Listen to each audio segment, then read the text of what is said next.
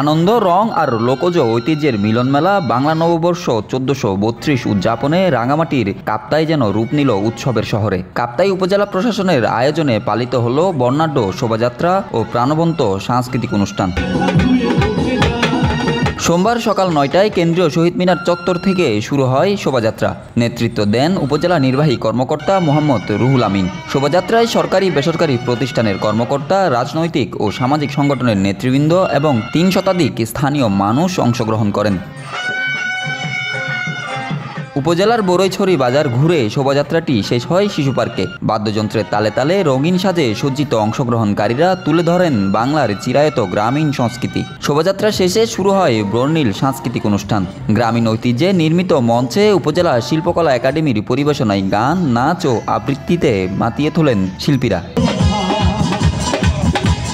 উপজেলা শিল্পকলা একাডেমির সাধারণ সম্পাদক ঝুলন দত্ত এবং যুগ্ম সম্পাদক আনিসুর রহমানের পরিকল্পনায় অনুষ্ঠানটি উপস্থাপনা করেন বাচিক শিল্পী নূর মোহাম্মদ বাবু। উৎসব মুখর এই আয়োজনে উপস্থিত ছিলেন উপজেলা সহকারী কমিশনার স্বরূপ মুহুরী, কাপ্তাই থানার ভারপ্রাপ্ত কর্মকর্তা মোহাম্মদ মাসুদ সহ বিএনপির জেলা ও উপজেলা পর্যায়ের নেতৃবৃন্দ, স্থানীয় সাংবাদিক ও জনপ্রতিনিধিরা।